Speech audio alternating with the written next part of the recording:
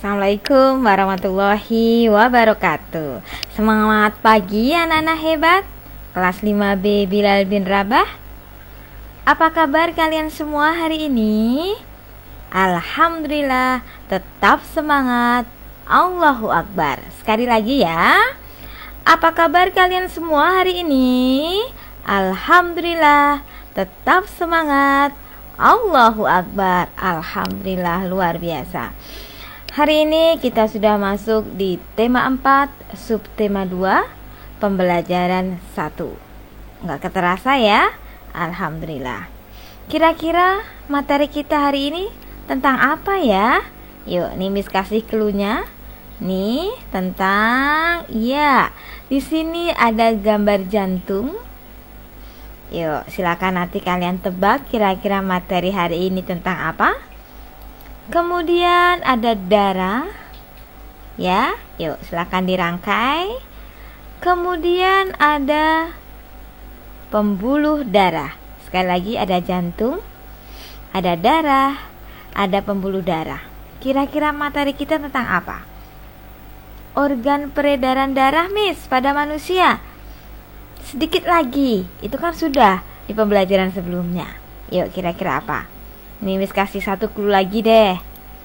Iya, di sini ya ada gambar dokter ya kan, yang sedang memeriksa tekanan darah pasiennya. Yuk, kira-kira apa nih materi kita pagi ini?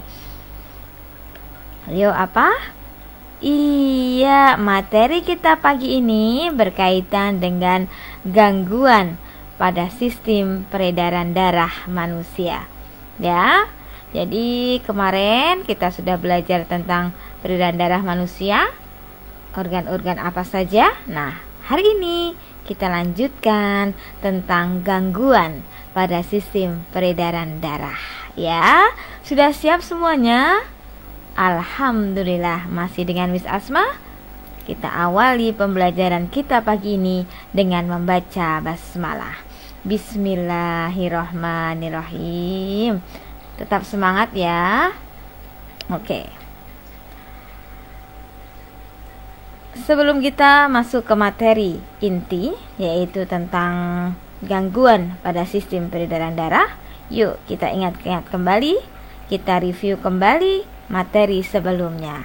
Ya, tentang peredaran darah manusia. Ya, sistem peredaran darah manusia memiliki peran yang sangat penting bagi tubuh kita. Sangat-sangat penting. Tentunya kalian tahu, karena pada sistem peredaran darah untuk menyalurkan berbagai zat penting seperti apa? Nutrisi dan oksigen dari jantung ke seluruh tubuh. Jadi, peredaran darah manusia penting atau tidak? Sangat penting. Oke, sampai di sini paham ya? Alhamdulillah. Kita lanjutkan. Di dalam sistem peredaran darah ada organ-organ yang berperan. Apa saja? Ya, yang pertama adalah jantung, fungsinya untuk memompa darah, pembuluh darah sebagai salurannya, dan darah sebagai zat yang mengedarkannya. Oke. Darah sebagai pengangkut oksigen, nutrisi, dan hormon yang menyebarkannya ke seluruh tubuh. Sampai di sini sudah cukup paham ya? Luar biasa. Bisa kita lanjutkan? Oke, kita lanjutkan. Peredaran darah pada manusia termasuk peredaran darah ganda, peredaran darah tertutup dan ganda. Kalau tertutup kalian tentunya sudah tahu karena melewati pembuluh darah. Yang bisa akan jelaskan kali ini tentang peredaran darah ganda. Kenapa disebut sebagai peredaran darah ganda? Siapa yang tahu? Hayo. Miss, peredaran darah ganda itu satu kali peredaran darah melewati jantung 2 kali. Iya. Seperti apa penjelasannya? Sama-sama kita perhatikan. Yuk. Iya, di sini ada gambar ya. Tolong diperhatikan. Sistem peredaran darah kita termasuk sistem peredaran darah ganda. Artinya, darah dalam tubuh mengalir tubuh dengan melewati jantung sebanyak 2 kali. Pada sistem peredaran ini, jantung akan memompa darah sebanyak 2 kali untuk menjalankan fungsinya. Sekali dalam peredaran itu 2 kali melewati jantung. Ya, nih perhatikan di sini. Ya. Peredaran darah ganda pada manusia terdiri dari peredaran darah kecil dan peredaran darah besar. Peredaran darah kecil itu kemana saja? Ya, pertama dari jantung, kemudian ke paru-paru, dan kembali lagi ke jantung. Sekali lagi, peredaran darah ganda manusia terdiri dari peredaran darah kecil dan peredaran darah besar. Kalau darah kecil dari mana ya? Jantung, terus paru-paru, dan kembali lagi ke jantung. Itu pada peredaran darah kecil. Nah, kalau peredaran darah besarnya dari jantung ke seluruh tubuh dan kembali lagi ke jantung. Peredaran darah ini melewati jantung sebanyak 2 kali. Makanya pada peredaran darah ganda ya, peredarannya melewati jantung sebanyak 2 kali. Bisa dipahami? Alhamdulillah. Sekali lagi Miss ingatkan bahwa peredaran darah pada manusia termasuk peredaran darah tertutup dan peredaran darah ganda. Sudah bisa? Alhamdulillah. Kita lanjutkan ya. Oke, kita lanjutkan. Ya, ternyata organ-organ peredaran darah kita, kalau kita tidak jaga dengan baik, akan mengalami gangguan. Nah, gangguan pada sistem peredaran darah ini sangat berbahaya karena dapat menyebabkan dampak yang serius. Supaya kita dapat lebih berhati-hati ya, yuk kita kenali beberapa penyakit yang bisa menyerang sistem peredaran darah manusia. Sudah siap? Siapkan ya, alat tulisnya disiapkan, konsentrasi, dan pastinya harus happy. Tetap semangat dan harus happy. Kita lanjutkan. Apa saja kira-kira penyakit yang bisa mengganggu sistem peredaran darah kita? Ini dia. Yuk kita simak bersama. Miss ringkas dalam sebuah tabel untuk lebih memudahkan kalian dalam belajar ya. Di sini Miss hanya menjelaskan 5 saja. Selebihnya nanti mungkin kalian bisa pelajari di buku atau di sumber belajar yang lain ya. Yang pertama adalah hipertensi. Apa itu hipertensi? Ketika tekanan darah sistolik dan diastolik lebih tinggi dari tingkat normal. Ya, biasa disebut dengan darah tinggi ya. Jika ini tidak ditangani, maka dapat menyebabkan kerusakan pada jantung dan pembuluh darah. Sangat berbahaya ya. Kalau kalian bisa menjaga kesehatan dengan baik, insya Allah kita bisa terhindar dari gangguan-gangguan pada sistem peredaran darah. Paham berkaitan dengan hipertensi? Alhamdulillah. Kita lanjutkan. Gangguan yang kedua yaitu kolesterol tinggi. Apa itu? Iya, tingkat kolesterol dalam tubuh yang melewati batas aman itu sangat berbahaya. Karena apa? Tingginya kadar kolesterol jahat dalam tubuh dapat mengakibatkan penyakit jantung, bahkan juga bisa menimbulkan stroke. Nah ya, berbahaya. Makanya usahakan kita makan makanan yang sehat ya, yang tidak mengandung kolesterol yang jahat. Oke, siap. Lanjut. Yang ketiga yaitu serangan jantung ya. Ini seringkali bisa menyebabkan kematian ya. Jadi cukup berbahaya. Serangan jantung ini timbul pada saat pemompaan darah tidak berlangsung dengan baik. Bayangkan ketika jantung tidak memompa dengan baik, ya akibatnya bisa fatal. Karena apa? Darah tidak dapat memompa secara maksimal, sehingga darah yang sampai ke jantung tidak memadai. Sekali lagi, serangan jantung ini cukup berbahaya.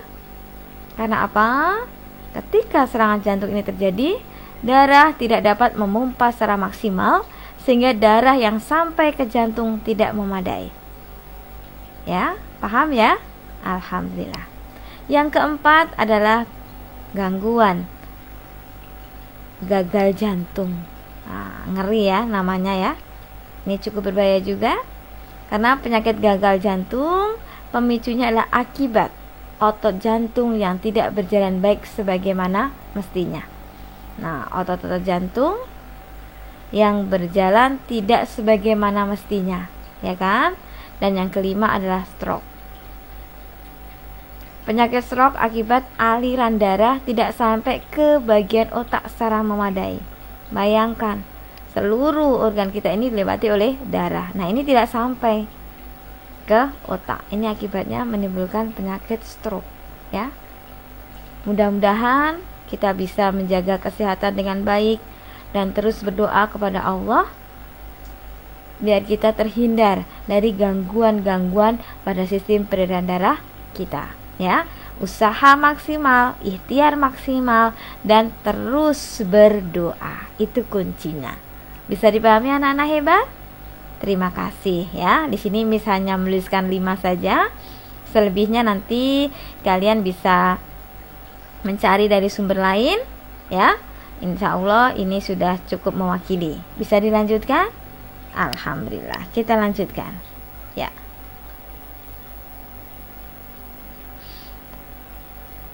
Oke.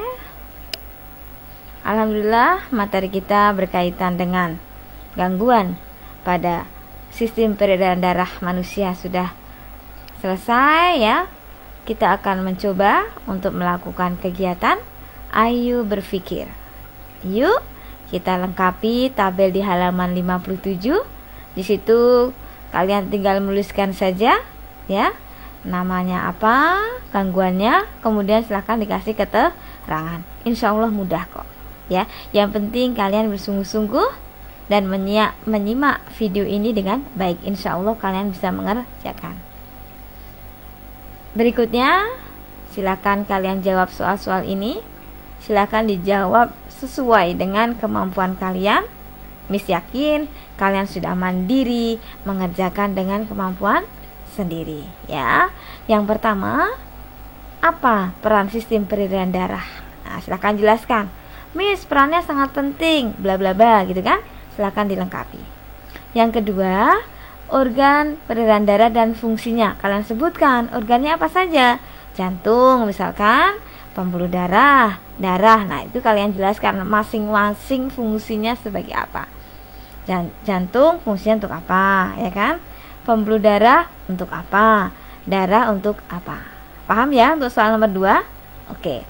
Untuk soal nomor 3, kalian jelaskan peredaran darah ganda. Tadi sudah jelaskan, peredaran darah ganda ada peredaran darah kecil dan peredaran darah besar. Peredaran darah kecil kemana saja? Dari mana ke mana, ya kan? Begitu juga dengan peredaran darah besar, ya.